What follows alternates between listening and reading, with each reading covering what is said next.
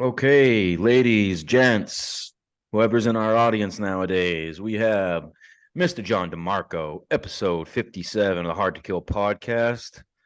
Mr. Marco, how we doing, buddy? Good, man. How are you? I'm well, man. We haven't seen each other in some time now, buddy. When's the last time I saw you? Uh, Probably leaving Okie, bro. Yeah. Now you left first, right? Yeah, me and Pride both left around the same time and left the rest of you guys back. And we both went to Buford. So for all y'all in the audience, John DeMarco went on a deployment with me to Afghanistan, and he was also in MP company with me in Okinawa. John was over in Okinawa first, and then I came and checked in, and we became the best of friends, and we deployed together and got back, and then we went our separate ways because, as you know, that's how the Marine Corps goes. Doc, I believe you met John over when you became a combat replacement with us in Yep. Afghanistan, and yeah, there we are. There we have it. So, John, I kind of want to take this from the beginning, buddy. Where are you from? What got you in the Marines? Why did you join?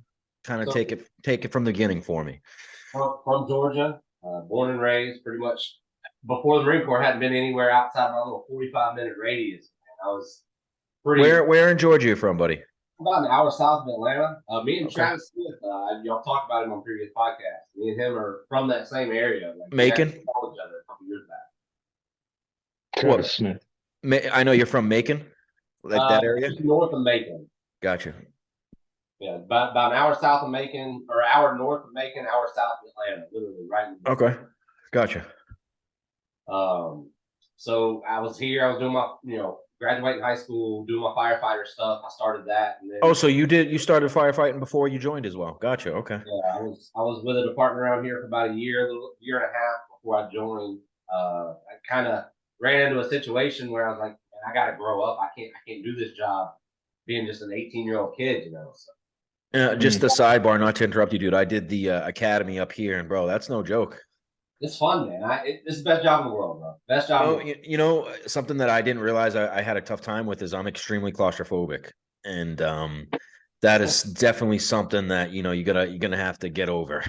It's That's probably the worst part of the entire portion of going through recruit class, man. Traveling through that little tube. It's Oh, that's exactly what I'm talking about, dude. Oh, not for me. about 8 inches wide, and Terrifying, bro. it's rough. Especially if That you're like can. somewhat of like a bigger guy, dude. Like it's not fun, dude. It's not. Yeah, because you're both some stout fuckers. Well, just to give you a kind of idea of what this is, it's like a big ass fucking metal No, I know what it maze, is, man. and Yeah. it's unpleasant when you have a full pack on or like a air tank on and Full the Scott suit on. pack. Yeah, dude, Yeah. it's not fun. Oof. But the Literally, main thing you gotta, I think the main oh, thing that you gotta remember is just to stay calm. When you lose your cool in any situation like that, then you start the sweats, you start to freak out in your brain, and everything gets worse. If you can somehow just keep a clear head and just think through the situation, that's your best bet. there's some of them that can't though, and you see the Absolutely, absolutely. Yeah, and you know what I think that's similar to actually. I think that's extremely similar to the guys that freeze up in combat. 100%. Do you know what I mean when I say that? Guys that can't really think through extreme scenarios, and you'll see them just jam up and freak out, and it's a very odd thing to see. I don't know. I don't know if it's so much as they can't think through it. It's just that shock of that sudden moment. They can't come back to it. Yeah, exactly. Given a few extra minutes or seconds, maybe they could come back to think through it because we've seen it. We Yep. saw it over there, right? But Yeah. Yeah. but that instant shock, it freezes them and they can't pull themselves back, and that's innate. It's something that happens with people. It's not something to be judged. It's not something. No, not at all. It's really not even something you can train for. I mean, you can, but I mean, just being on your toes at all. I mean, you don't know what to expect really, and you really just—it's a fight or flight instinct that you just got to go. And some people can go and some people can't. And that's just what it is. That's what I love about this job, man. That's what I love about being a firefighter. Any given So moment, just up and go. my bad, bro. Yeah, so you're doing the firefighter thing, and then you realize you had to grow up a little bit. Okay. So go into the recruiter's office, and I go in on February 28th, 2009. The next day, like I take my practice ASVAB, I ace it, I knock it out of the park, it's whatever. The next day, I lose my grandfather. Don't Oh brag. shit! Don't I'm sorry, brag. buddy. So I'm sorry, buddy. That sucks. yeah, it's all Yeah, good. yeah. Sorry, man. I didn't mean to interrupt you right there. That was fucked up on my end. My bad, dude. I didn't know that was coming. So Doc has this thing where he like picks the worst times to butt in and go after it, dude. So Yes, I do. Doc's still on his training wheels on this, so you gotta bear with him, bro. I'm about to take him off, dude. It's fine. So I never, it kind of clicked in me. I was like, I got to do something, and if I'm going to join, the military was the only option. I got to grow up. I got to do something. And my mentality as a kid is like, if I'm going to do something, I'm going to do it all the way, right? Like you hear all the stories growing up as a kid. The Marine Corps is the biggest, the baddest, the best. I'm like, well, that's me. I'm going to fucking do it. Yep. So I did it. I went in boot camp. It's great. Enjoyed it. Well, now, what were you? Second battalion, third? Or you were third guy? Third battalion. I was the OG third battalion. I was out there by the ranges. Oh, okay. Yep. I know Yeah, exactly so where that is. out there in the middle of nowhere where they fuck. So you probably were one of the last guys in there, dude, because they tore that shit down, right? I think we were either the last or second to last. Yeah. Yep. See, I stayed over there for when I was on the range. It was shitty. It was not But fun. okay, so boot camp was you got through without anything major happening. Try to give us a solid Yeah. we always ask for a good boot camp story, dude. I know you got one. Come on. I turned 21 in boot camp. The drill instructors knew it. They didn't let me know that they knew it, but they did. I went to the pit 21 times that day. No. So for everyone in the audience that's not a Marine, we have these lovely sand pits, and they like to get you just all nice and sweaty before you get in the sand pit, and then they just drop you, and you become a sugar cookie. And it's just a very, very unpleasant day for the rest of the day with all that on top of you. So 21 times in the old sand pit. Very nice. Yeah, they told me at the end of so I took a shot from the drill instructors after boot camp when we graduated, like the day we were leaving. Oh, for real? Yeah, I wrote to my mom. That's nice. Brought some Jack Daniels, and we took a shot from my drill instructor. And they're like, "We know you turned 21." Like, Nice. So right after boot camp, after you knocked out like SOI, MCT, all that bullshit in your job school, where was your first? It was Okie. Okay. Oh man, God. I mean, I definitely would rather go to Okie first than go. I don't know. It's a double-edged sword, I guess. Tough, man. I picked. You get a choice in MP school, right? Like overseas, CONUS, whatever, East Coast, West Coast. And I picked overseas that because, like I said, I'd only been in my little 45-minute bubble my whole life. Let me get the fuck out. I hear that. I'm sure you definitely weren't expecting. Okinawa was just I don't know, the liberal policy, and so for everyone that doesn't know about the liberal policy, you have to in Okinawa, you got to check in with a duty before you leave the barracks, sign out. Mm-hmm. And then no matter what, you always have to be in before midnight, which really all that does is incentivize is massive amounts of copious drinking. Get as drunk as you can before, coming back on base, and then just going to the E Club. Yeah, I mean, because my first duty station was Yokosuka. I put on my dream sheet, I want first, second, or third Marines. That's what I wanted. They're like, yeah, you're going to go to Naval Hospital Yokosuka. And I'm like, the fuck? That's not what I wanted at all. What's that? I said, that's not what I wanted at all. Yeah. Well, and it's the same liberal policies there, too. It's like, fuck, well, I guess we're going out tonight, boys, and let's fucking go for it. You get paid on Friday, you're broke on Sunday. Well, you turn into one of three things, right? You turn into a religious church rat, a gym rat, or a barracks rat. That's it. And before the deployment, before Afghan, I was a barracks rat. I stayed in my barracks. Yeah, you were. I didn't do anything. I drank a lot, but Yeah. I did a lot more when we came back. Definitely the most amount of drinking I've ever done in my life was in Okinawa. By far. Hands down. By far. Hands Yeah. down. How now? So when you first got to Oki, what was the company like? It was still really small, man. Like we Was it MB company yet, or were you still like headquarters it or just become MP company. So like, the Tyler Fries, the Travis Smiths, and things like that. They were already there setting it all up, right? was Cisneros there? Cisneros was there. His punk ass. Okay. They were just when I got there, they were just getting back from their Korea thing. Okay. And they were throwing that in your face. Oh, of course. I was viewed as the boot, like I know they all said that about you, the whole dude. time. Like Just because you didn't go to Korea. yeah, you weren't in Korea. You're a fucking boot. Yeah, okay. And it got held against me, man. It really did. Like I know it did. it's all good. So what happened is how I actually got on the deployment. I had to go to a range makeup day. I missed range with the company, and I had to go to a makeup day with Staff Sergeant Maddie and LeClaire. And so we were out there on the range, man, and we were coming back one day from the range, and this tool bag behind us, bro, started like doing this dance and little song like pogue, pogue, pogue, pogue, pogue, pogue, pogue. We're all pogues. And it was pissing me off, right? Like, because that's not what we joined for, right? We joined to do shit. Yeah, absolutely. And I turned to Maddie and I was like, bro, I want to punch this kid in the throat. He's like, do it. So I turned around and I put the butt of my rifle on his fucking gut. And Staff Sergeant Sergeant. Fuck yeah. At that point, it was like, yes. They respected that a little bit. Yeah. So You got to.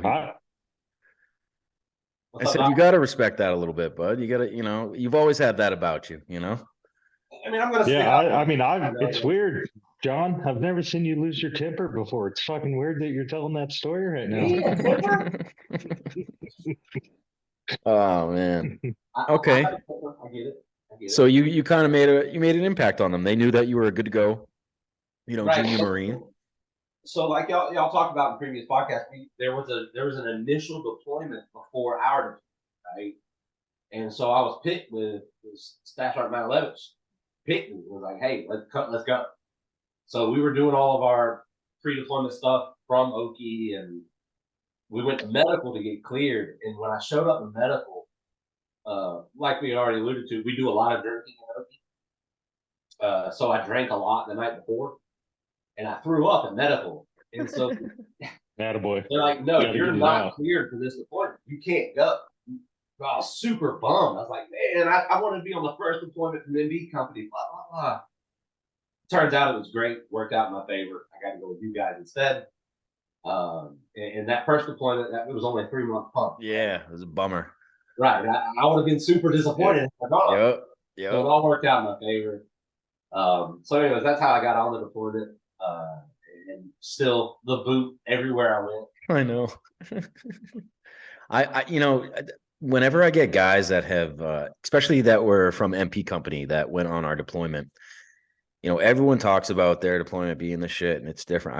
I need not just me to articulate how absolutely not only different, but just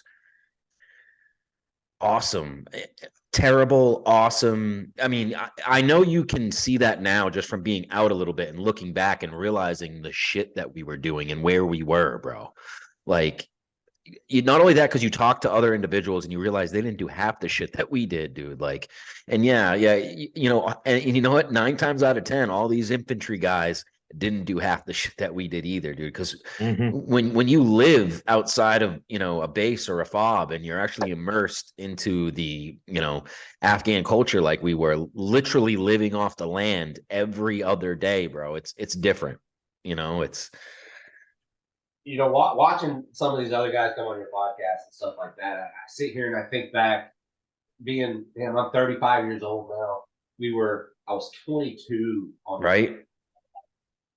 Yeah. Thinking back, you think, damn, we really did that. Like, yeah, we had no business coming out of it. No, not at all, man. Not only that, dude, imagine Captain Donnerstag. He was 20 fucking 6. He was What the 2 years. He's 2 years older than me, bro. just running shit over there, bro. Not only that, not only running it, being like the He's him. stud He's that he him. was. You know what I mean? Like, Yeah, he's him. absolutely. Like, So, all right, we got ahead of ourselves a little bit. So you're in MP company. I get over there. We start to form a team. We get word that we're about to deploy. We do our pre-deployment stuff over on where are we on Schwab? Yeah. Yeah, we knocked that out, and then so we did a couple of advanced courses. I think we did Bats and Hide operators. Now, Bats and Hide at the time was the system that they were using to basically log all the Afghan or the Taliban guys that we didn't kill and put them into a system, have their retinas, identifying marks, Fingerprint. Yeah. location, where they lived, where they're from, basic information, so we could just log them into a system. And then I think we did the advanced weapons course, machine gunner course. We did a bunch of shit like that. And, just from doing that, we're like, oh shit, this is a little bit different. We're definitely getting immersed in everything. And we were getting word at that point, like we're going to go to a hot area. So, I mean, what are you thinking at this point, dude? You're a young kid. Where's your head at? At this point, man, I'm excited. Like, that's what we joined for. That's what I joined for. Like, the biggest, the baddest. Let's do it. Let's get out there. Let's win this thing. Absolutely. Let's do it. And I'm like, fuck yeah, I'm in it. I'm here. And then we do all that stuff on Schwab where they got the ranges set up with the Mark 32. We do all the cool ranges that not many people got to do. And then we get to the 29 stumps or 29 homes, and and then we got to actually do that like 1 month immersive exercise. That was fun. Yeah, it was. Yeah, So it was fun. We're going out there and we're like legit training as we're going to be there, doing the daily patrols and doing mounted ranges, like with the 50 counts, with the 32. Like, yeah, I really like that. It's legit training. I really liked how they started to implement convoy training with us, and they really started, letting us know that, listen, this is y'all's bread and butter. And I loved it. I loved convoy ops, dude. And I know you did too, because me and you talked about it a couple of times, dude. Just knowing where the truck needs to be at all times, knowing where the guns need to be at all times, and all the variables that go in between there. And there's a lot, dude. It's not easy shit. It's not simple. A lot goes into it. So if you could articulate that a little bit for us. So I got picked, I guess, quote unquote, as being a driver. And I think at the time it was just don't say it like that, dude, because that's an important position, dude, and you got to know your shit. Well, looking back at it, it is. But there's a lot of responsibility there. I felt like I was just okay. That's the boot. Put him in the driver's. Don't let him do shit. Yeah. So, but I took it seriously. Any job I get, tasked to, I take seriously, and it is. It's a legit thing, where you have to know the position of that you need to be in, and you have to know your VC has other stuff. Your vehicle commander, the guy riding the seat, has other stuff they've got to think about. So as a driver, you got to know where that vehicle goes, and you got to know where to tell your gunner to order. Absolutely. Yeah. And we had good gunners. Fry was, a gunner for me a lot. Yep. So you really created that bond, right? When you have someone that's in your truck a lot, you really work off each other. You know how each other operate. Yeah, it's one of them situations where like, and I know Nick brought this up about like Raph and Dan about Donnerstag. They didn't have to talk to each other, but they just knew. And it like, I love that we had that chemistry between all of us. Like, you didn't have to say shit to the gunner, really, and they knew. They're like, we're banging out this way. You know what I mean? My gun's going over here. Well, and you always feel, as a driver, you always felt when you had someone else in your gun that wasn't normally in your gun, that chemistry was off. Yeah. It's almost like you feel like you have to do everything. Yes. And when you have a VC, that's not normally your VC is the same way. Like, It's actually a very insecure feeling, dude, when you get a new VC, dude, because it's like, oh shit, I don't really trust anything he's telling me, you know. To a certain degree, dude. I mean, that's how it was Yeah. when Donnerstag left, dude. A lot of the time, think about that, because we knew whoever was, under him didn't. Come on, let's be real. I don't want to, Yeah. individuals on that front, but I had one of them in Big Two the day, that it all happened. And That was Wait, my big. say what Yeah. what'd you just say? I had one of the guys underneath Captain Donnerstag, in as my VC in Vic 2, because I was Vic 2 on the day that How was dealing with that? Difficult? Did you have to take a lot of initiative with things, or did he counteract, or was there a lot of back and forth because he would, you know what I'm trying to say? there was back and forth, right? So because he had his way that he wanted to do things, but I've been Vic 2 for So you knew how it should be done. right. I knew what needed to be done in Vic 2. Like we have a specific responsibility. We're only 3 vehicles deep, right? So we all have responsibilities that we got to do. And he hasn't been Vic 2 VC the whole deployment. And that day he was. Ugh, Yeah. No, and tough. because so I totally forgot you. Because I forgot you were the driver because I was Vic too, so I was sitting right behind. Yeah. Down, and yeah, and I know who you're talking about, and I won't name drop people, or I mean you can if you want to, but I'd rather not. yeah, We're all gentlemen here. are we? We know I who mean we're talking. Yes, we do. We'll he's go got Captain America. We'll say Captain America for the. Oh, okay, yeah. All right. But so let's get back to here. So we're getting done with CAX. We're fucking around in Hawaii, which was awesome. It was cool being down in Hawaii for a little bit, huh? By the way, side note, my wife's little brother just graduated boot camp not too long ago. His first duty station, fucking K-May. No way. Lucky bastard. He supply though. He wanted to go infantry, but he signed open contract and got Oh. put supply. Anyway, Like, don't worry, we'll take care of you. So okay, yeah. Just tell me where your head's at, man. You probably at this point you're a young Lance Corporal at this point, right? And you're getting a little responsibility, man. What did you feel? How did you feel about like meeting the rest of our team, like the grunts, Captain Donnerstag, and the rest of the guys? it was for me. It was difficult because I didn't really fit in. I'm not gonna say I'm not. I wouldn't even say it wasn't that you didn't fit in, buddy. You held your own, and when you hold your own at like the position you're in, you get some shit. I stood up for myself. That's what I mean. And that's what I always respected in you, dude. And so I'm not gonna say I was an outcast by any means, but I was the boot. I was the young guy, and our counterparts on the infantry side, they've already been on deployments. This is their second or third pump. Yep. And this is I think it's all of our first pump. Yep. So that was my number 2. Yeah, you had just came back. That's right.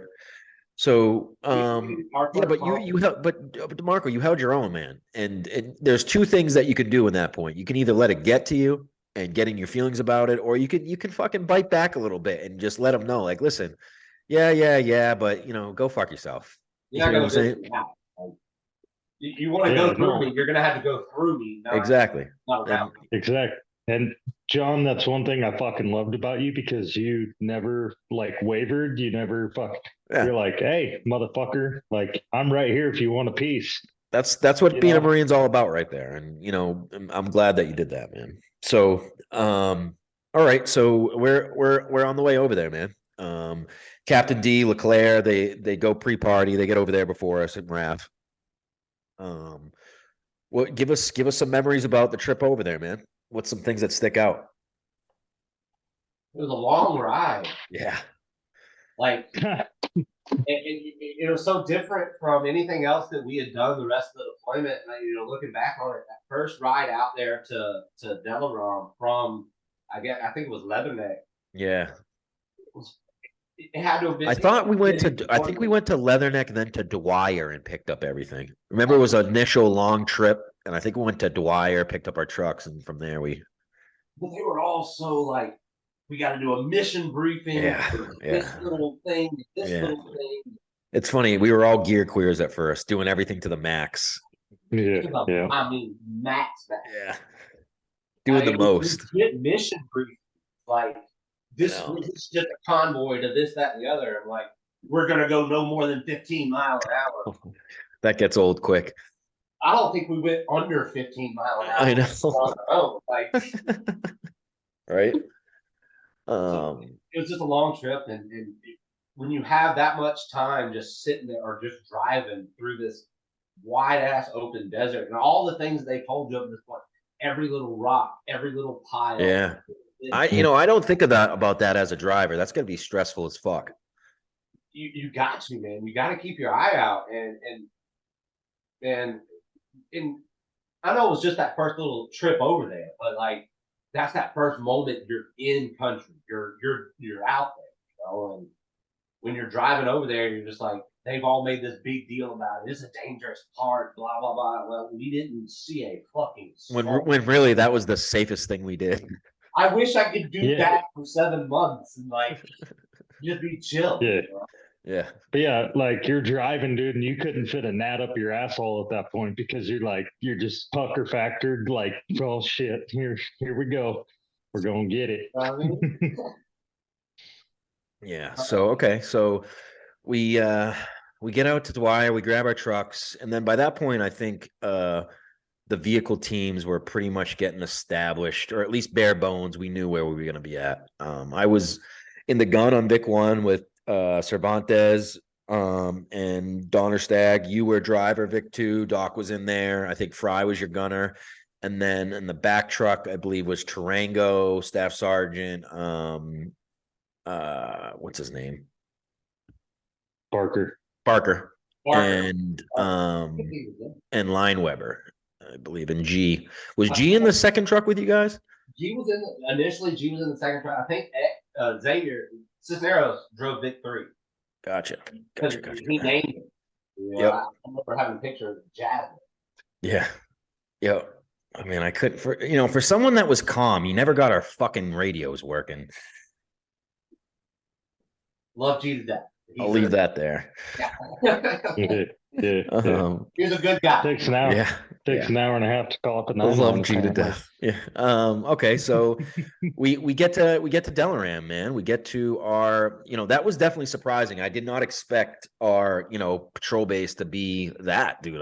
I thought we were going to be in some fucking nasty tents with kind of like how the business center was. Yeah. You know what I'm saying? Like tight knit. District center. Center. Yeah. Yeah, just it's hard to talk about this stuff and give the audience a visual of all this stuff. So basically the area that we went into was when you think of Afghanistan, it's everything you think of Afghanistan. There's a bazaar, there's a busy town area where, business is conducted. When I say business, fucking bread's made, janky ass Middle Eastern, everything you would think of when you think of Afghanistan, just like that. Think of the movie Aladdin, the Disney movie Aladdin. Yeah, definitely. That was definitely eye-opening for me, man. When we got to our first like Delaram Center, when we got down that area, that honestly that was our hood, bro. That was our stomping grounds at the end. We blasted through there how many times, dude? And you really I don't know, man. We could have got hit a couple of times there. I felt like we were kind of vulnerable a few times going through there, but we got hit every day. Yeah, backs. But driving over that. But think about it, dude. The places that were the most kinetic was Route 1 and Route 606. You know what I mean?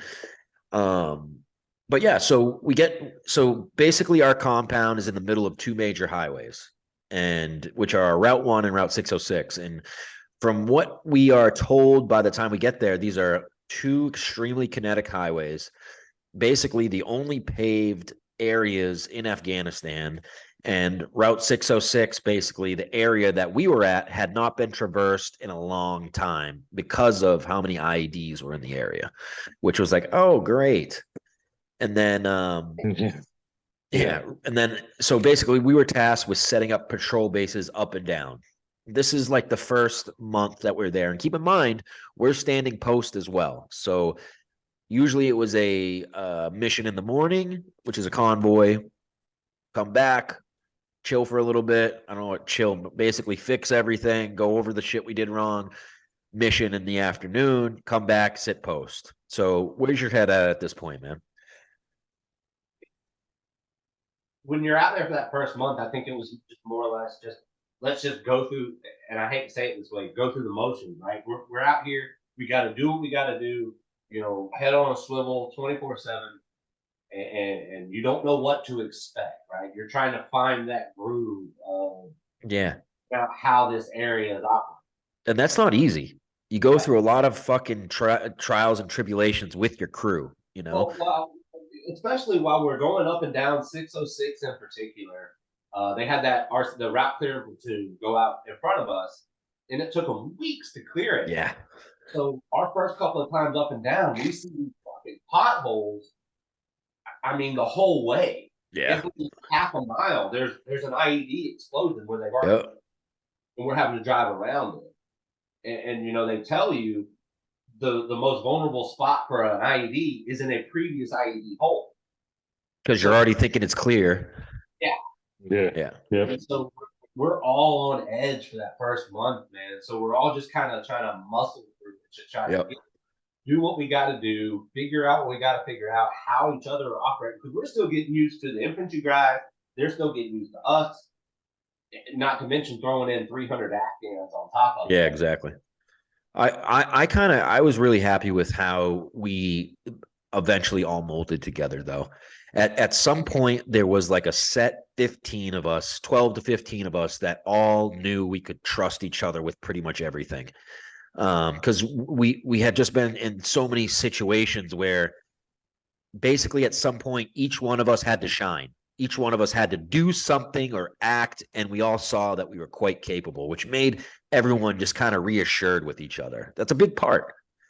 It's a huge part. I mean, you gotta know what you're working with and who you're with. Like, because I mean, your life is in their hands and their life is in your hands, and they gotta know that just as well as you gotta know that. So, and that's why we had that set group of core folks that, you know, we had a couple of people on comms back at the compound. We had a couple of people on fire watch because we couldn't have them out on our patrols with us. But there was that group of 15 of us that was just. I remember. I don't know why I always think of this in the beginning. I remember being on fucking every fucking patrol, dude, in the gun. And when you're in the gun all the time, dude, you stand. It's monotonous, and I can only imagine you feel the same way as a driver. But I remember bitching to Raph about it, right? And he chewed my ass out. He's like, it's not, and basically he fucking broke it down to me. He's like, listen, because I want to be a dismount, dude. I wanted to get out there and fucking do some shit, bro. And he's like, listen, I fucking trust you, bro. Like, it's not because I'm trying to fuck you or anything, dude. Being in the gun in the fucking first truck is a huge responsibility, and you need to look at it like that. And when he broke it down to me like that, I was like, oh shit, like that's for real, and I need to look at it like that. And I think once you look at that, and you really accept your position, that's when stuff starts to really get real for you, because you're like, okay, I'm going to fucking do this thing at the best of my ability, and I'm going to really fucking shine. And I think when we all accepted our positions, that's when we really started clicking. Because we didn't know our positions going into it. Like, none of us knew what we were getting into. No.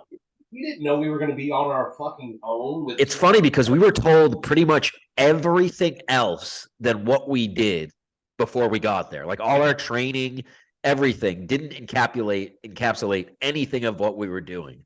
I think about that a lot.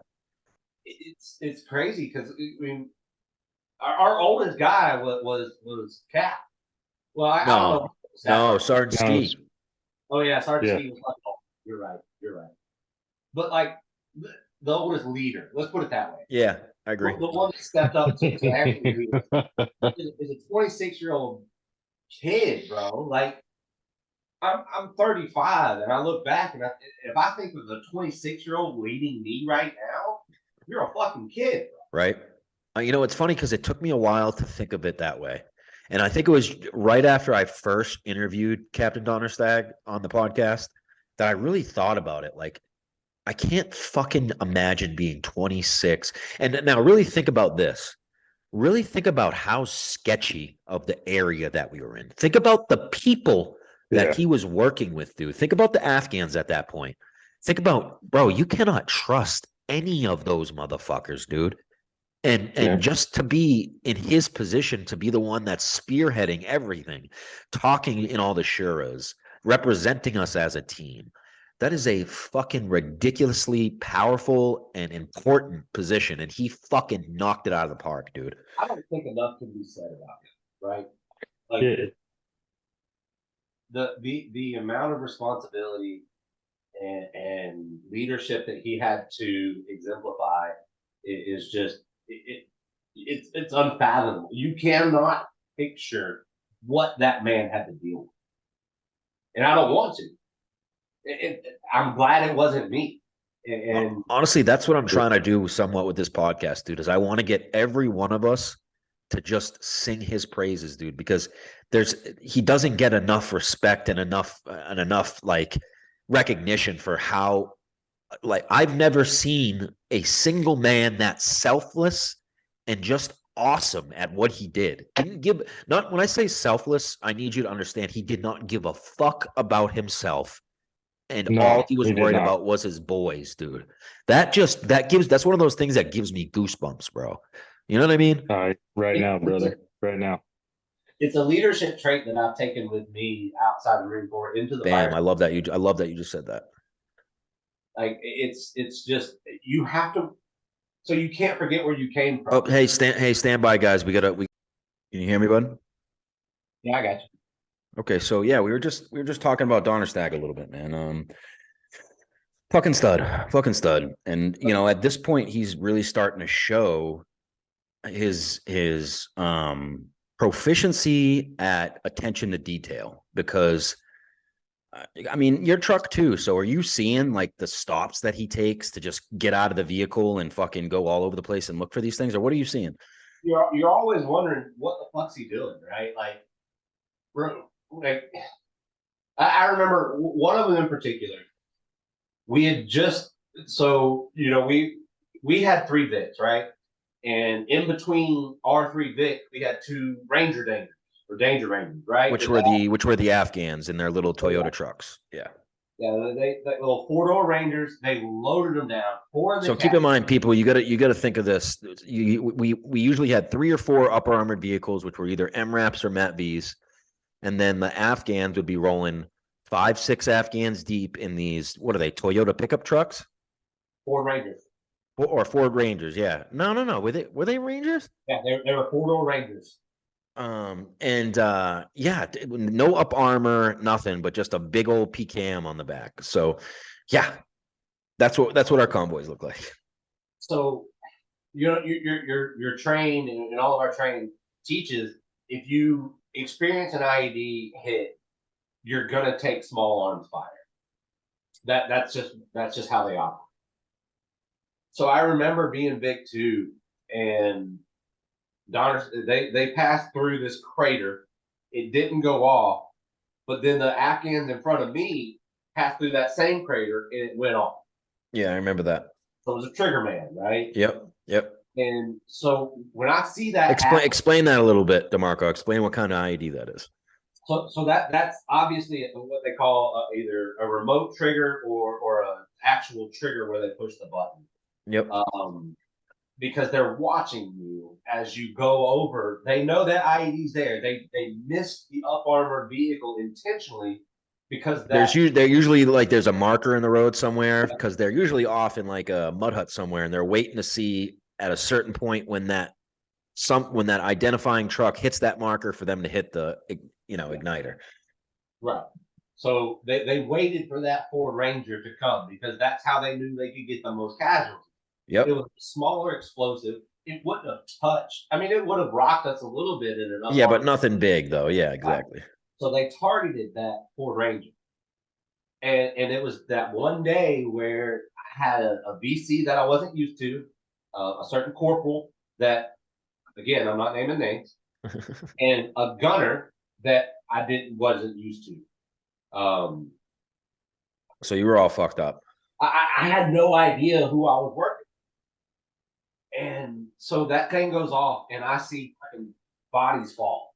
Yep. And then I see bodies get up. And Yep. Rambo, y'all talked about him before. This motherfucker takes off through the desert, right? Like he's just.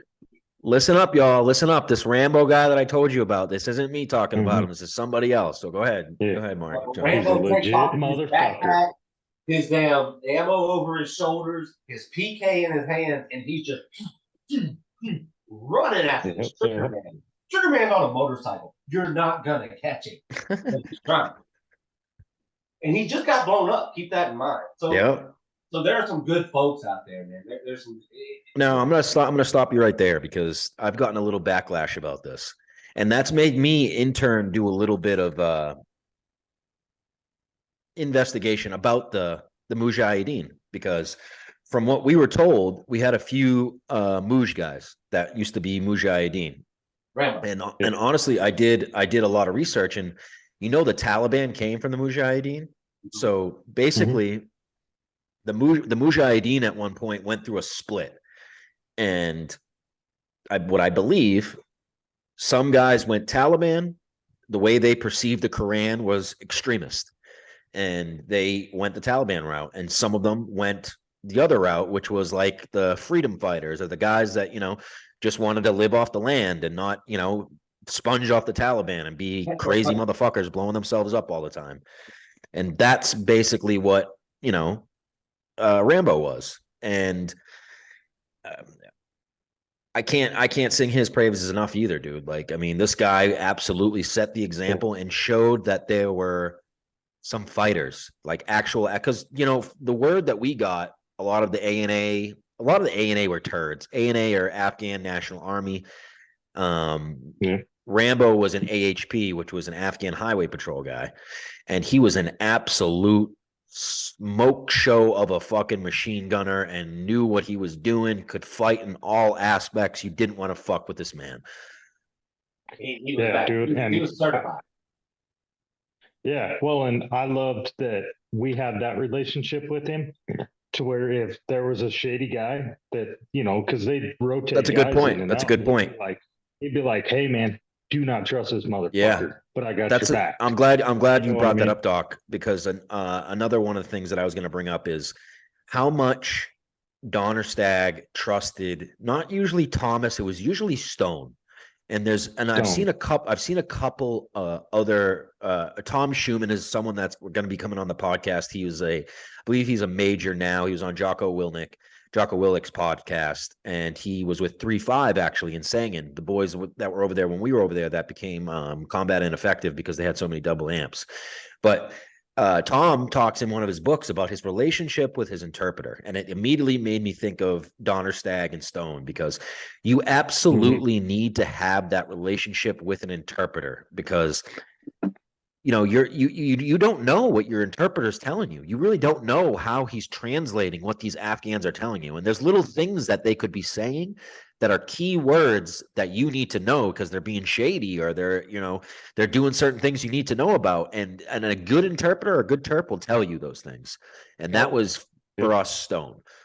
Stone was legit. Yeah. But talk about that a little bit. Talk about the relationship that Donnerstag had with him, and kind of voice a little bit of what I'm talking about here, about the relationship you need to have with your terp. Well, I wasn't privy to some of the higher echelon stuff that was going on. I get it. I'm the boot, right? So I just kind of stayed in my lane. But you bring up the word, and you bring up interpreters. Sammy. This is my boy.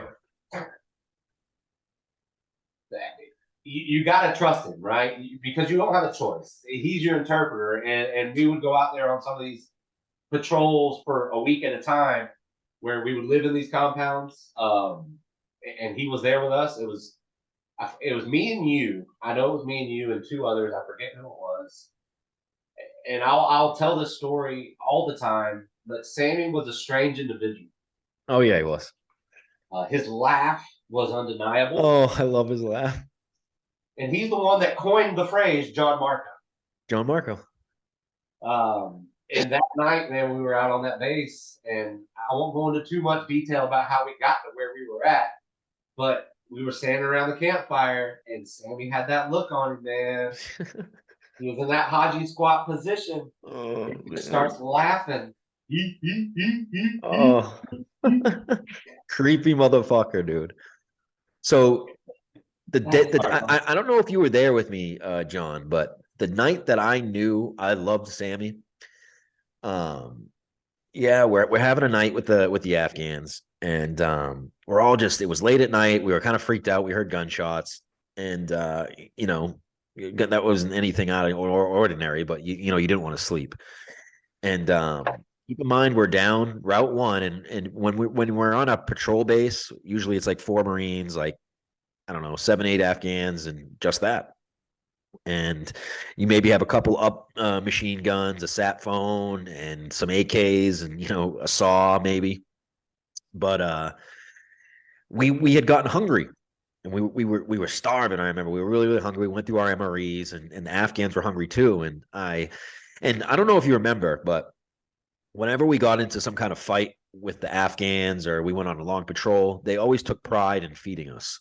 It's just something that they hold dear over there, which I love. Something that I really loved is you know, getting immersed with the Afghan culture.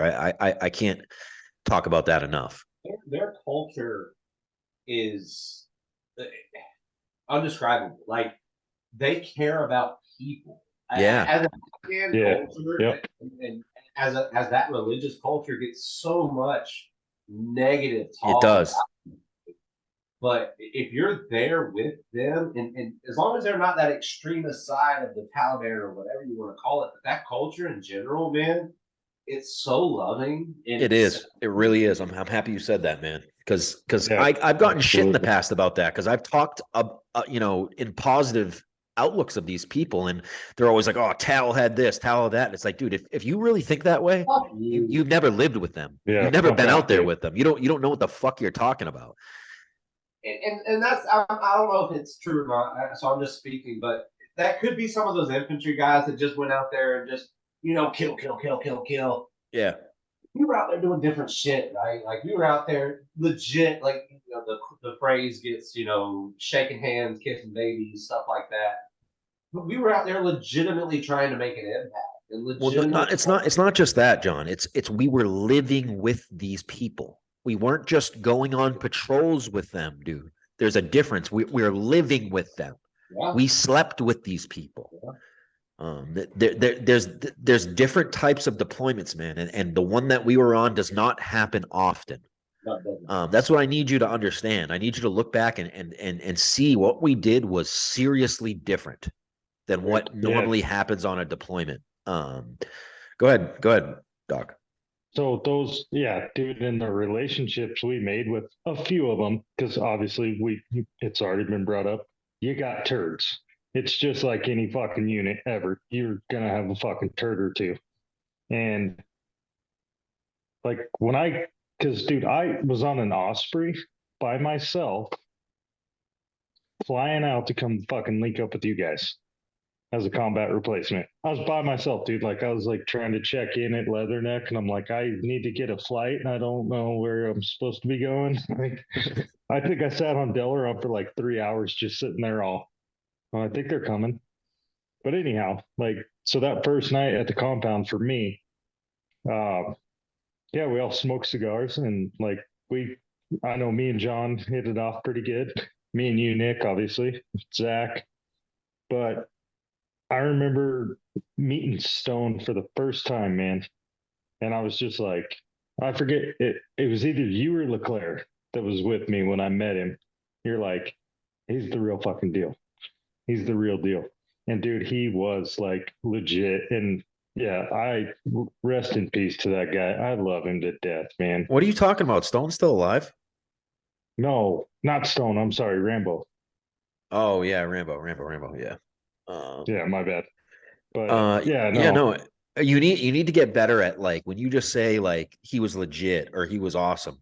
We know what you mean by that, but what I'm realizing is we need to explain to these people why they were legit, why they were awesome, and there's certain things they did that made them legit awesome, and I need to get better at explaining them, and that's what I'm going to try to do.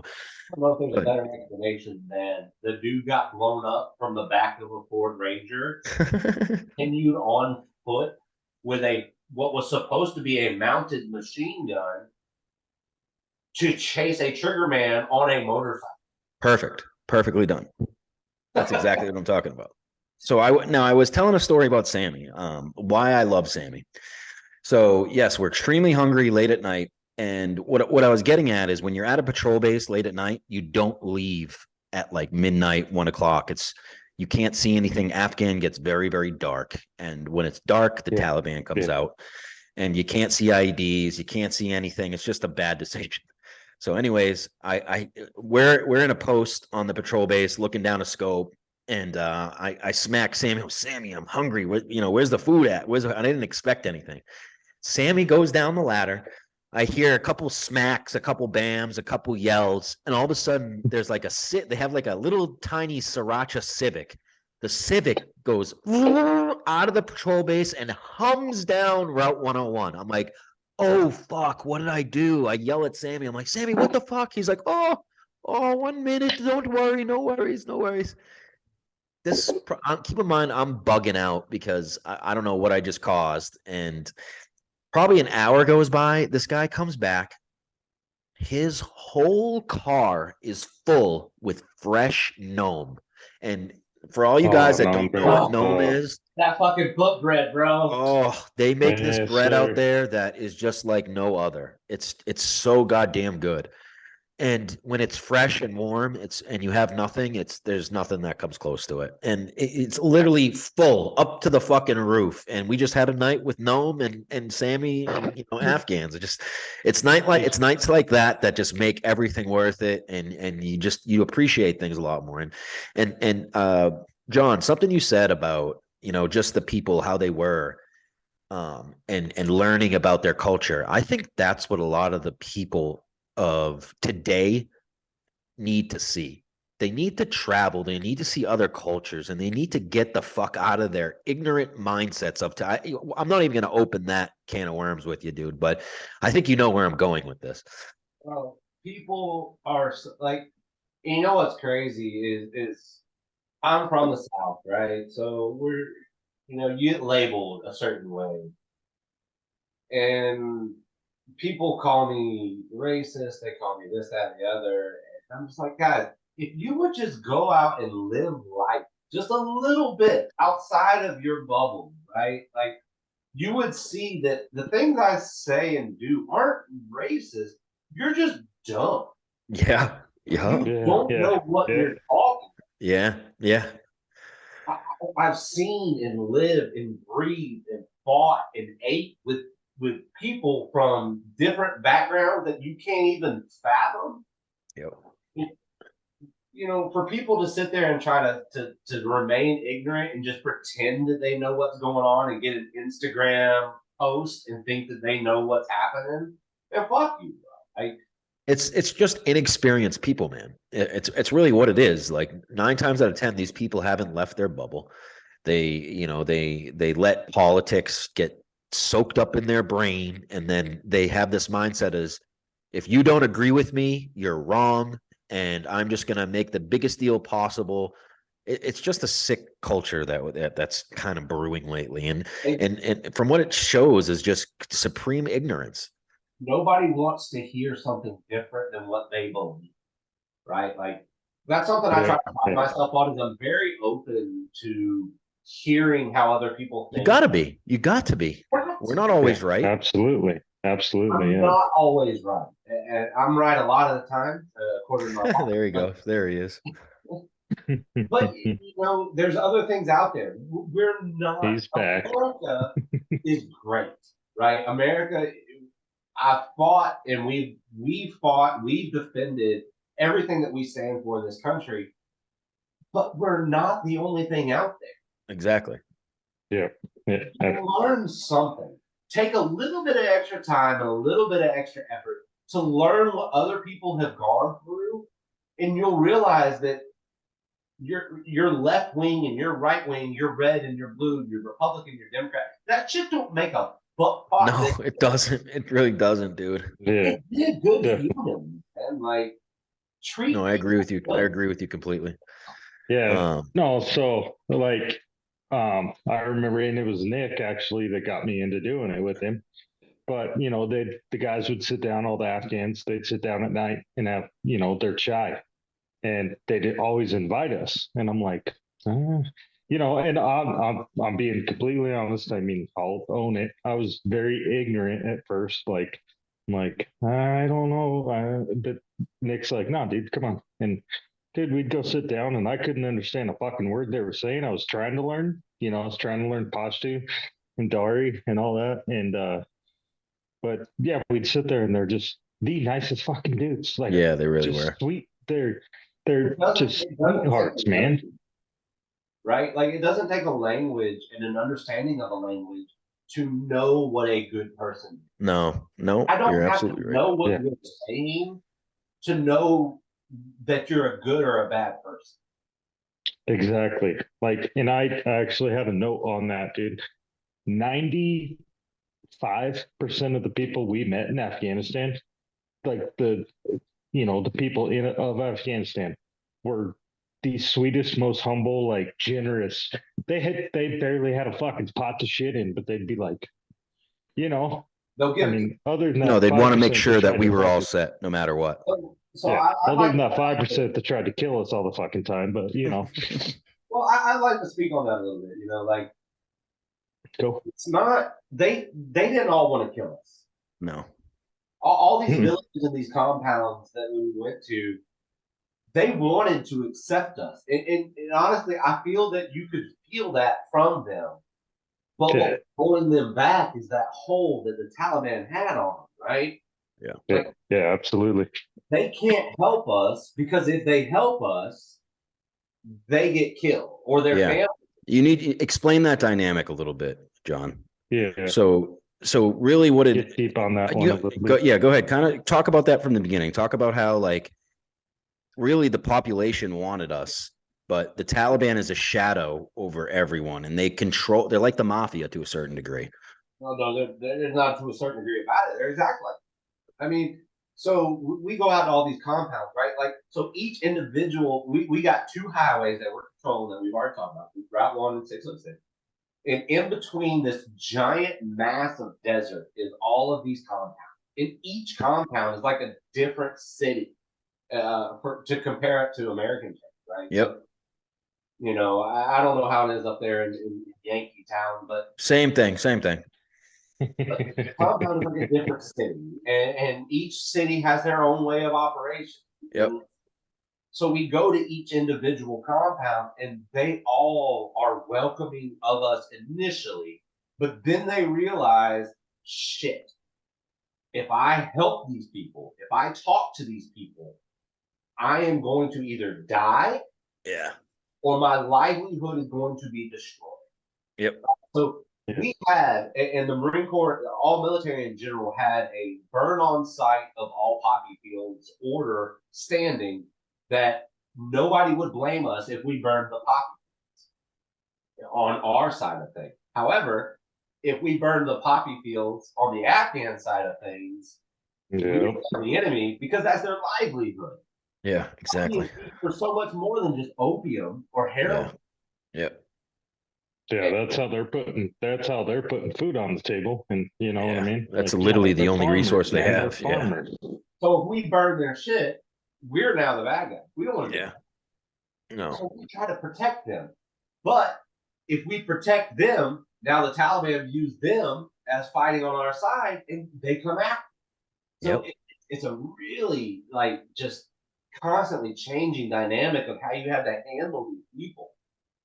It's stressful, bro. It's stressful. And honestly, you don't really realize it at the time when you're over there how it works, and it takes some, because I know after I got back from that deployment, it took me years to really dissect everything and be like, oh, this is what was going on. This is how things were flowing.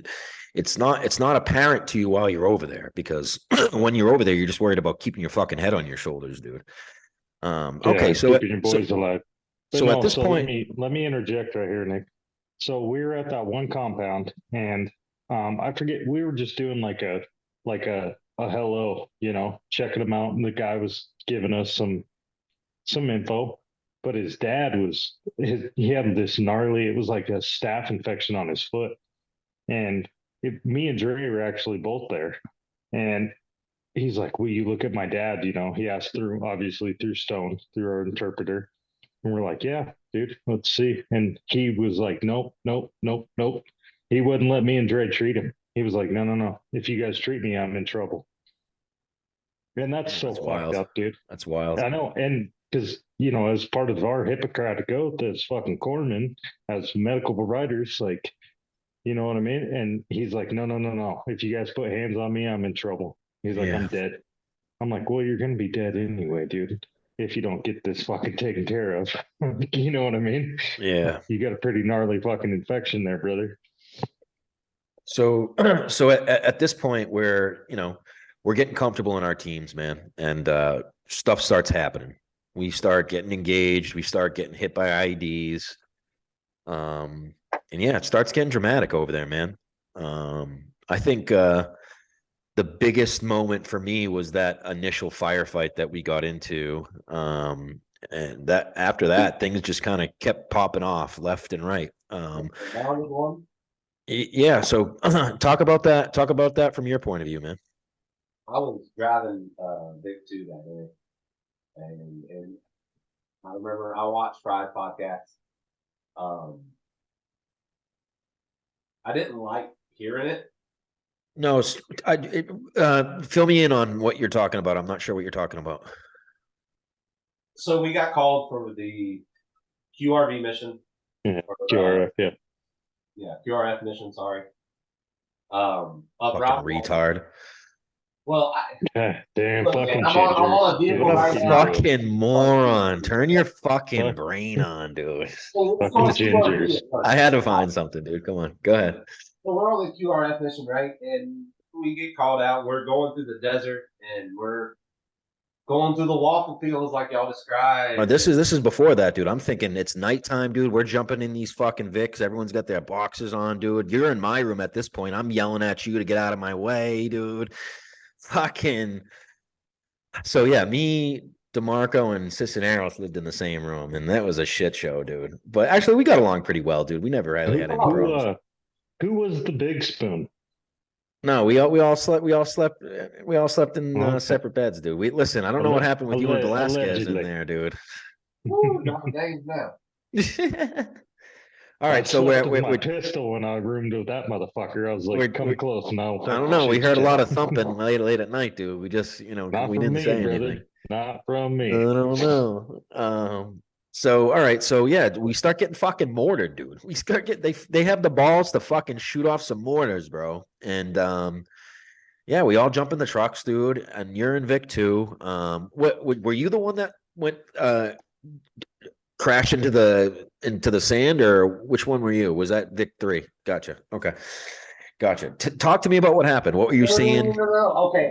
Now, okay. I'll put it all together. No, Vic 3 was Cisneros, and he's the one that crashed into the sand, and us two, Vic 1 and 2, left him behind. Yeah.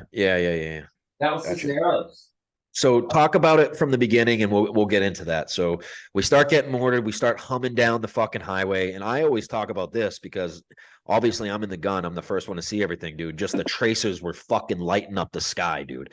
At this point, I don't know if you guys could see it from where you're at, dude.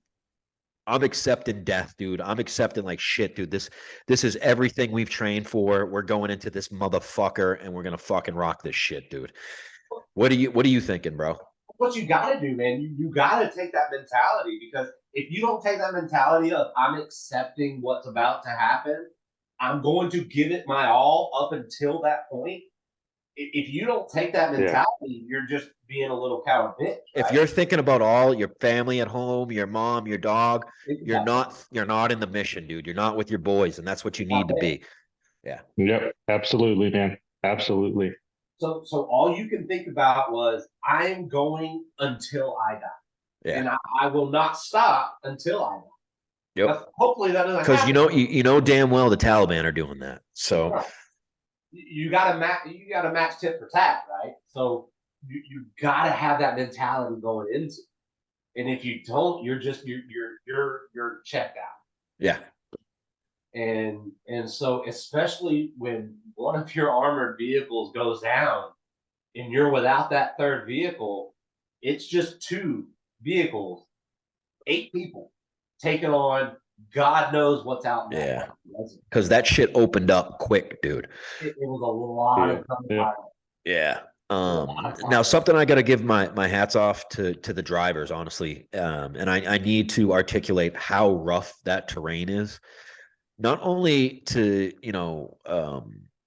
but we're at night. You can't fucking see shit. This terrain is legit like whoop-de-woos, dude. And this is not known terrain for us, man. And keep in mind, this is where the Afghans live. So they really baited us into a very dangerous position, and they just fucking opened up on us. And when you have multiple, streams of ammunition ricocheting off your vehicle, it's a confusing scenario that you really don't know what to do. And that, I believe they call that the fog of war, but I could be wrong. Well, and I talked to a family member, I won't say names, but they're like, well, don't the drivers have night vision? I was like, yeah, okay. Let me give you some night vision goggles and put you on the fucking highway. All right. And we'll shoot at you too. We'll start shooting at you. Definitely not easy. Yeah, no, dude. If I could just use night vision on the paved roads, then I'd probably be okay. But as soon as we hit a bump with an NVG attached to your fucking Kevlar, it's gone. It's gone. Yeah. Right? Bounce your head off the fucking steering wheel and your NVG. So what happened to you guys, bro? What do you remember? Not that one. That one I don't remember much from. That was just a blur for me, to be honest, because there was so much going on. Yeah. And I'm receiving so many orders from my VC to do this, do that. I'm receiving, who was your VC? Staff Sergeant Barker. Who? Staff Sergeant Williams? Yeah. Gotcha. Enough said. So, I'm getting so much going on, and dude, I'm 21 years old. Like, I don't know what I'm doing. Thinking back on it, you're trained, sure, you go through the training, you go through for preparation as much as you want, but to drive through walkable fields in the middle of Afghanistan while taking, enemy fire, who really knows how to react to that situation? Yeah, absolutely. It's funny because as you know, I was mostly with Donnerstag in his truck. And Donnerstag made a big deal to me about being very vocal.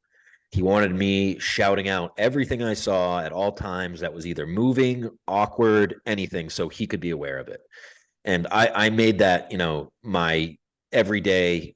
I'd call out things, how far they were, anything that looked weird, anything that was moving, just to make him aware.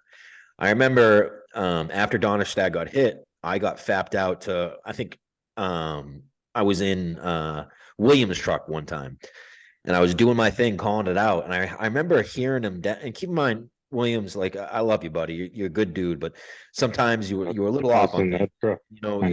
It's your first deployment. It was a lot of our first deployments. You can't be perfect at everything. So I'm not harping on you, buddy.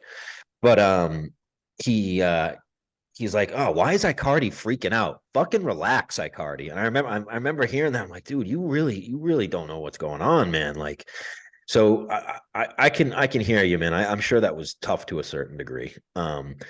But what exactly happened? Was it what?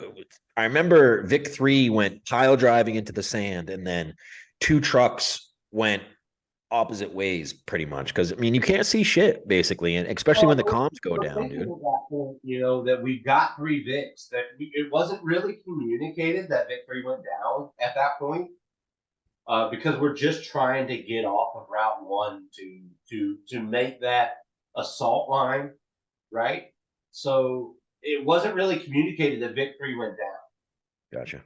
So it was always Vic 1 would go to the left, Vic 2 would go to the right, Vic 3 would come to the middle. That was always Yeah. how our assault line plan had to go. Well, Vic 1 went left, Vic 2 went right.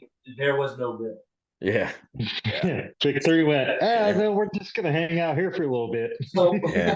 we've got Vic 2 doing their thing, taking their shots, trying to call out where it's coming from. Y'all are in Vic 1 trying to call out where it's coming from, and it's conflicting, right? Because we're so far apart at this point that we don't know where each other are at. Bro, it's definitely a scary scenario, dude, because you realize how easy shit can go wrong, man. Especially when calms down, and especially when shots are, getting exchanged. It's a very, very frightening scenario if you don't know where everything is at all times. So yeah, I am extremely thankful that we all came out of that alive, because that was an extremely dangerous situation. Then a lot of us shouldn't be here still.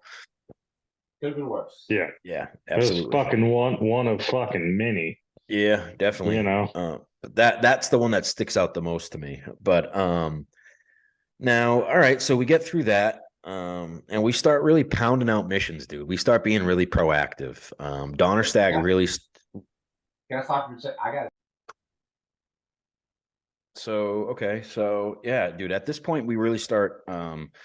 We start banging out missions in Afghanistan. We start being very proactive. We start, going on intel that we've been getting. We start going after IED camps. We start going after drug runners. We start taking some strides in our AO, man. So yeah, give us some stories of what you remember, man. Give us some stuff here. We made some big progress, man. I feel like I remember there was this one mission that we were going out on. There was actually a fairly large mission, because we actually ended up having to go to Delaram, like big base Delaram, to brief it. Are you talking about going in on the IED makers, and like we started at like 4 a.m. and the Afghans prayed and they got away? Yeah. That one where we kind of got like ratted out almost. Yeah, that's exactly what that was. That wasn't them praying conveniently, bro. That was them telling them get the fuck out of there. Is exactly what it was. And then the drug missions, man, the heroin missions that we accomplished. So that's one of the things that I was referring to, is we don't realize how dangerous of a situation that we were in, dude. Because we were confiscating a lot of drugs, bro. This is multi-million-dollar drug deals that we're busting up, dude. Think about that.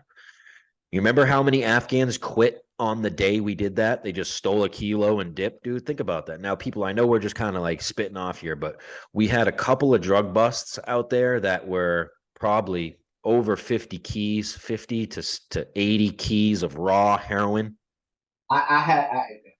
We talked about it before, but I had pictures that were stacked as high as some of us were tall.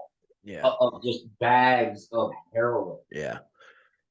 And I remember, a lot of the Afghans quitting on the day we did that, because they would steal a brick, and that was the most money they've ever seen in their lives. Wild. Think about, though, if you were to get caught on the streets in America of messing with a heroin deal, not a big one, not a huge one, but just like a run of the mill dealer to supplier, or supplier to dealer kind of heroin deal. If you get caught in the middle of that, you're dead. In the streets of America, you're dead. We're talking about. No. You know what's funny, dude? All these rappers, that's what they're rapping about. And we were doing it, dude, on a massive, massive scale. Doing it. Yeah. With big old machine guns, telling them, come and get it.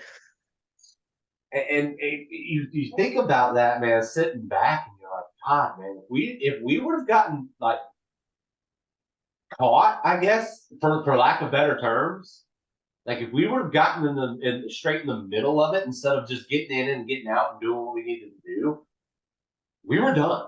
I have a theory, like a conspiracy theory, is that's who put the ID on Donnerstag. So I have a lot of, I know that the term gets thrown around a lot as far as PTSD and survivor's guilt. is concerned, with that day, man. Well, let's talk about it a little bit, man. So we're probably month 7 or 6 of our deployment, and we're No, about 5. I think it was It was 5 or 5. 6, whatever. Maybe 5.5, Doc. I don't. You want to? No, because Five so and that would have 7 been that was April 4th, 2011. I'm just I will busting your never balls. forget I'm that busting your day. balls. I So know you are because you're a dick. so, So anyways, what do you know? we're on month 5 and 7/8, and we're going down Route 606. And honestly, it seemed like just another day, man. And Yeah, he did. we did our old, not follow the same. It's funny because we all talk about not. This is a big debate. Not following the same tracks that you came in on. But then again, sometimes it makes more sense to follow the tracks that you came in on because you know that it's clear. Well, that's where my survival will come in, man. Like, so we're out there. We were out there for 6 or 7 hours on patrol, just tooling through the desert. Like you said, a normal day for us out there was So compound to compound. well, what we would do would be is we'd haul down the highway, and then at some point, Donnerstag would be like, "Oh, I want to check out this area," and we'd come off the main road and we'd go out into the town or into the city and go off into the middle of Afghanistan, and that's basically what we did. So Yeah. So that happened, right? So we get all the way down 606, and pretty much as far as we had gone up to that point, and Cat was just like, let's go, Yep. right? Let's go shake some hands and kiss some hands. So we go do that, and we're talking, we're going from town to town to town, and we get that mine roller wheel pop off. Yeah. Yep, that right front wheel, man, that motherfucker. And so we then decided to take the same, because of it was getting dark. We had been out there for so long. The decision was made to take the same path that we had already taken. Yes. Take it back in. I remember that. And I remember specifically thinking as Big Two driver, like, let's not do this, right? Please let. I know I'm a boot. I know I'm new, but please. Well, because now, really describe this though, because if you don't take the same path that you took, you have to start a new path, and it's not woven in, it's not worked in. So really, it's a rough fucking ride when you don't follow the way that you came out on. It's a decision, right? It's a decision to be made. It's safer, but it's a cunt. It's a bitch to do. Right. And we'd already been out there for, like I said, 6-7 hours. As you said, it's getting dark. That's not something that you really want to do with low light. So I understand the decision-making process. I don't blame the decision-making. No. But I hear both sides. What I blame is myself for not at least speaking up and making my thoughts not putting it out there. Right. But I thought to myself, well, they're not going to listen to me anyways, right? So they haven't listened to me up to this point. Why are they going to change it now? I'm not going to say anything. No, I hear you, bro. I hear you. So then it happened, right? So that fucking pressure plate skipped right underneath where we were missing our tire. You think they weren't watching that? Come on, dude. They didn't know that. Yeah. The only thing they did great is watch. Sure. Like they fucking knew that, right? They saw that tire come off. They anticipated us taking the same route back. So they put it on the same. I don't even think they anticipated it, bro. I think they backlayed us. I think they followed us from a distance and they backlayed us. Honestly, that's what makes the most sense to me. That's the most capable. Go ahead. The fact that the IED was right where that fucking tire on the mine roller was missing, and then they hit it with the truck with the right front tire on the truck, and it went off under the truck. They had to. John has a fucking point here. They had to have been watching us, dude. Oh, for sure. They had to have been. For sure. Of course. Because it was quiet as like you could have heard a pin drop out there that night before all that shit went down. There was nobody around. Nobody around. Nothing happened all day, right? I know. Mm-hmm. That's always a sign, right? Yeah. Shitty day. Really shitty fucking day, man. Absolute Yeah, dude. nut fucking punch right there. I will never forget that day, dude. Ever. Never.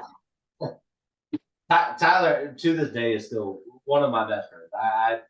I will depend on Tyler for a lot of things, and Even though he's an LSU fan? I don't hold it against him. All right. We beat out Tennessee. Look, I'm a Tennessee fan, so we beat LSU this year, so I'm not worried about it. Anyways, I digress. Good to go.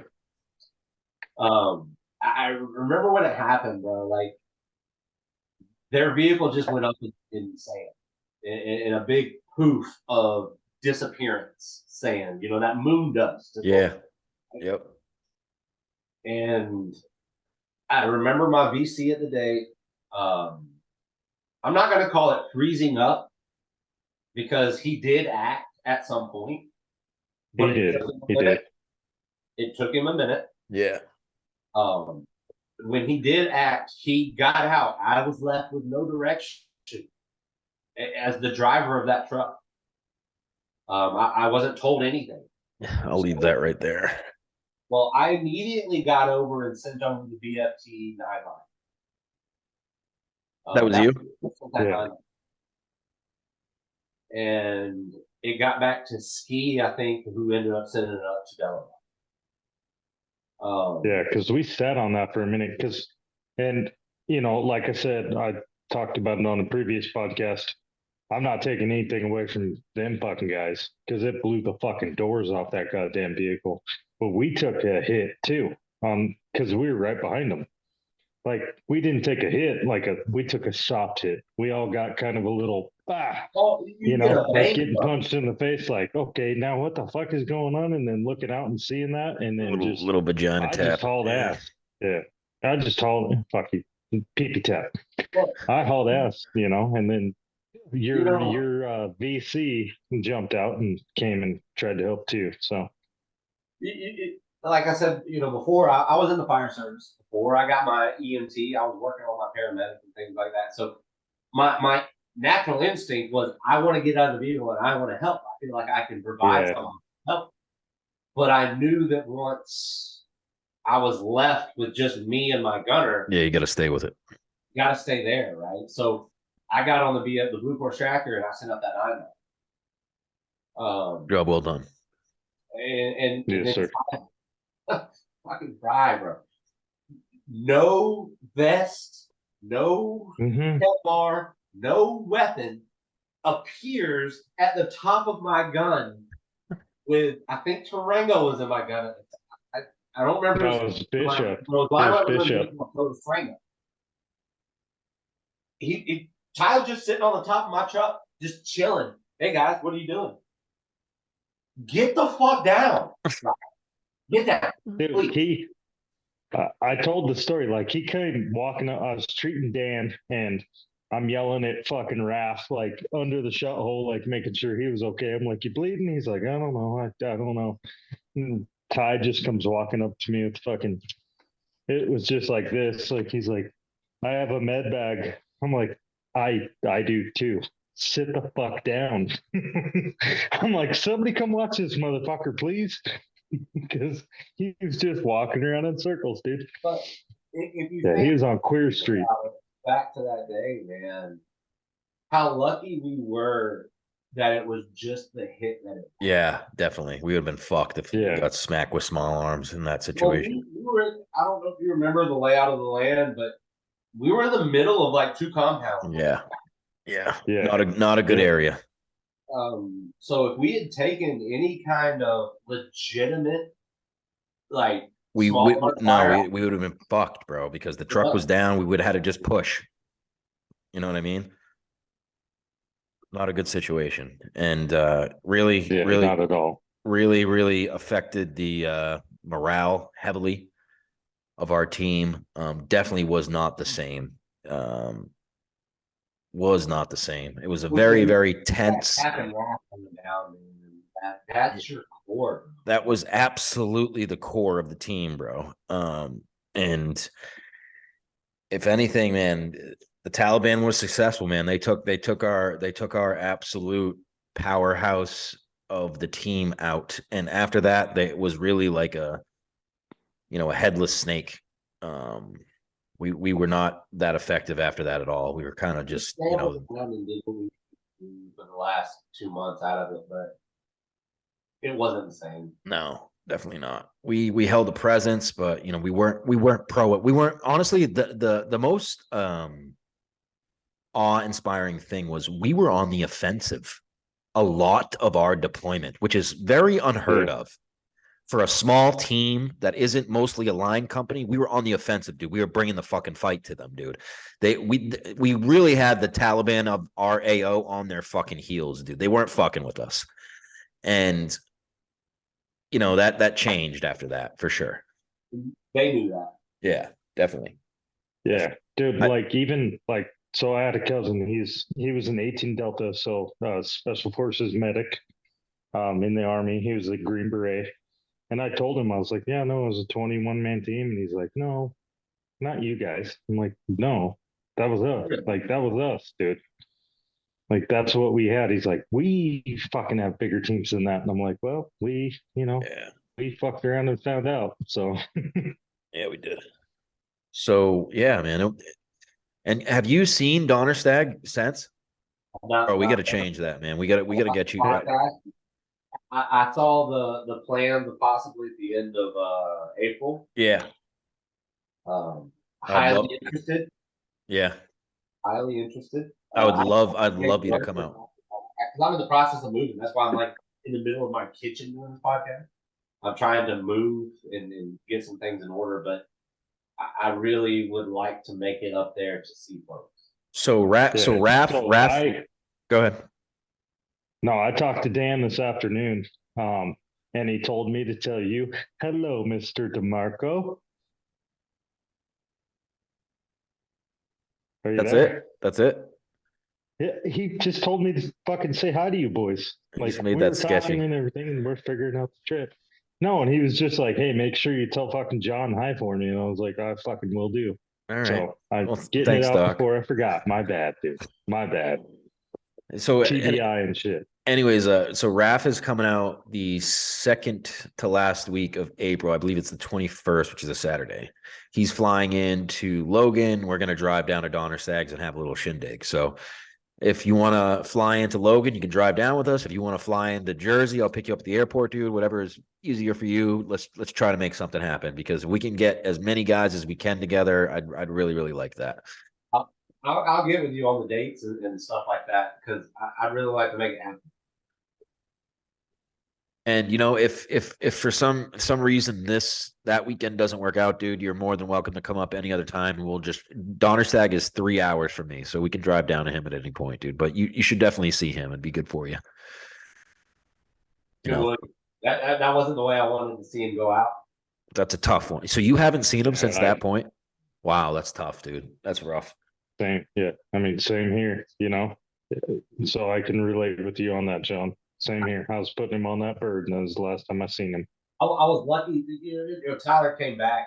Like I said, Tyler's been one of my best friends throughout the Marine Corps since Okie, and we got to go to Beaufort together, and then I got to go. I'm 2.5 hours away from Beaufort, where I live, so I got to go down there after I got out. He was still in, so I've gotten to see him. But that's the only one I've seen, man. That's tough. And I'm sorry for not being closer with you, bro. But just life. You know what I mean? Hey, man, life happens. Like you went through a hard time too, man. Fuck yeah, dude. Absolutely. And that's actually something I wanted to talk to you about, man. How was getting out, man? Did it catch up with you at all, or what'd you go through, buddy? It did. Yeah. I was always one to think that PTSD was same here. Same here, bro. Bunch of fucking. We already know where you're going with this. Bunch of bukkake. Right. Like, you think that PTSD, that's just people who can't deal with their shit. Like, you're just a weak little bitch. You can't deal with what you went through. Get over. Yeah, me too, dude. Well, I got out and I got the VERT program. I don't know if y'all remember that. Oh, so you got out early. Yeah, I got out. So early out. Yeah. Because I went back to school for firefighting, EMT, paramedic, all that stuff. But I was working a warehouse gig part time, just getting through school.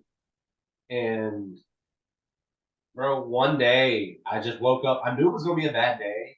I didn't know how bad, but I went into this warehouse gig and I just flipped the switch.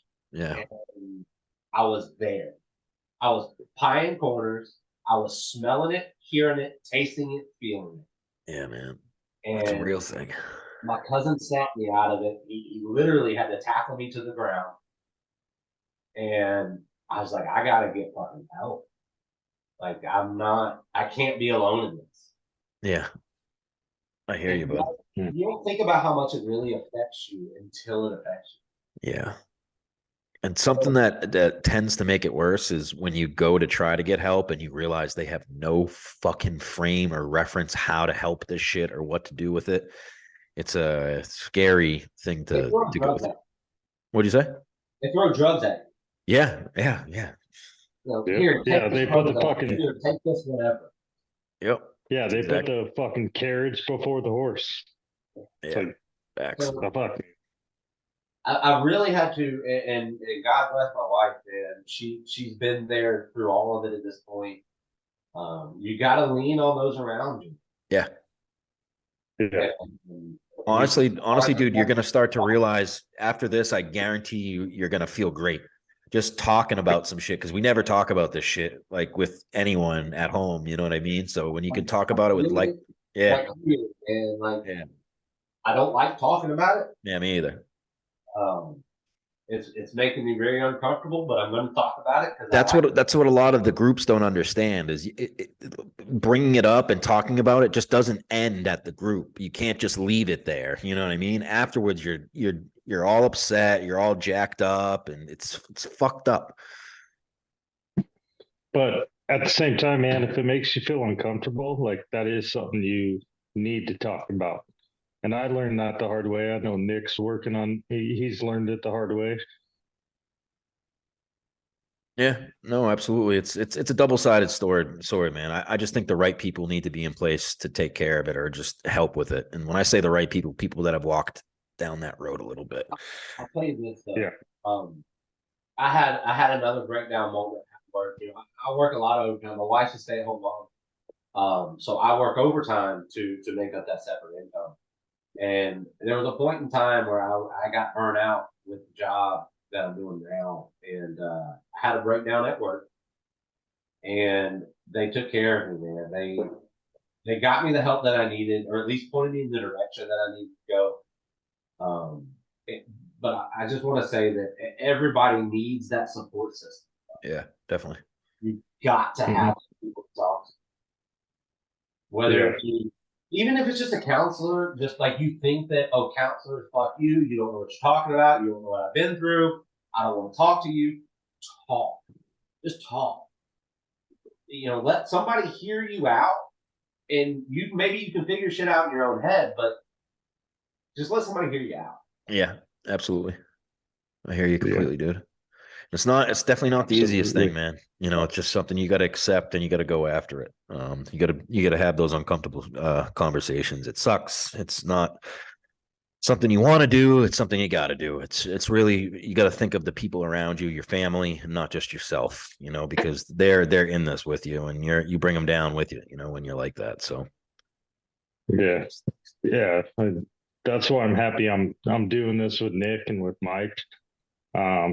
Because it helps me. And Nick brought it up, I brought it up. Like you feel lighter after these conversations, man. And because it's guys like us, we've all been through the same shit.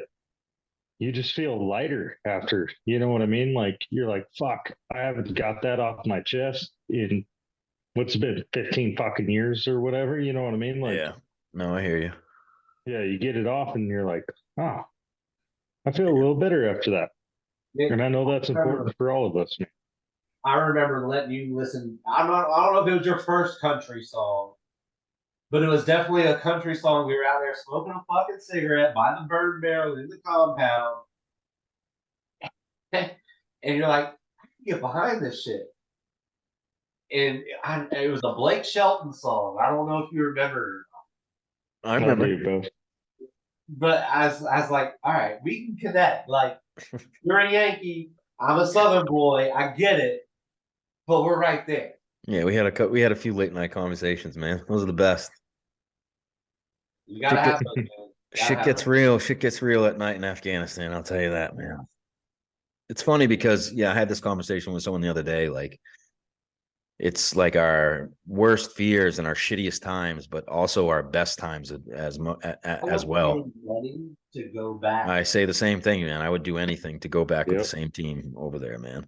I would too, I don't man. want to go back, but if I was to go back I would literally pay money to go back with you guys. Yeah, I would too. I would too. Same. It's weird. It's weird. And the things we There might be one or two individuals I'd not take, but we could change them out. With We made it. people, We made it work, bro. We made it work over there with them. Yeah. The real ones knew who it was. My temper cleared with a few people. Dude, honestly, the way it's going right now, there might be. It looks like there might be some shit kicking up here soon, man. I keep telling my brother-in-law, my wife's brother, man, just keep your shit down, man. Like, I know your supply, and I know you do what you do, and whatever. He's graduating his MOS. I use MOS in quotations because I don't use supply as an MOS. Yeah. Here, count numbers. But to be honest, man, he's going to be set up on the outside more than any of us were. Yeah. Yeah. You know what I mean? Absolutely. But I keep telling him, man, that, hey, I know you wished for infantry and you didn't get it, but you might get your fucking chance. Yeah. You never know, man. Especially with the way things are going. The money is going to lead to war and coming back. Yeah, definitely. Once the whispers start, this is like pre-Afghanistan. Like it's gonna happen, dude. Yeah, but we're running out of time here, buddy. Anything you wanna get off your chest before we sign off here? I really appreciate the things that you're doing with this podcast, and the people that you're interviewing across the board, not just our deployment. I think what you're doing is bringing light to a lot of things, and I'm grateful for it. That means a lot, John, because I did this with real humble intentions, and just to have you guys paying attention and watching me, it means the world, man. And I want to say thank you for coming on and telling your stories with us today, man. I know they're not the easiest things to talk about, and I want to say I love you, buddy. And I really hope we can make something happen at the end of April and get you up here and just see everybody together again. We need to try to do that more. Absolutely do that. Go ahead, So Doc. Nick, I'll check him out for you if you want. But so John Demarco, he's a firefighter. If you couldn't tell, he's got the mustache, so now y'all know. He's a firefighter. Still a first responder. Still got that ginger mustache. Tell you, for anybody that's listening, the firefighter profession is the only thing that's going to get you that adrenaline rush. For sure. That you found in the military. For sure. I still have the brotherhood. Absolutely.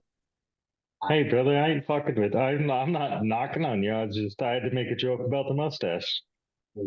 My daughter tells me to shave it every day, but I love it. I can't believe you have kids, man. That's wild. Good for you. I'm happy for you, man.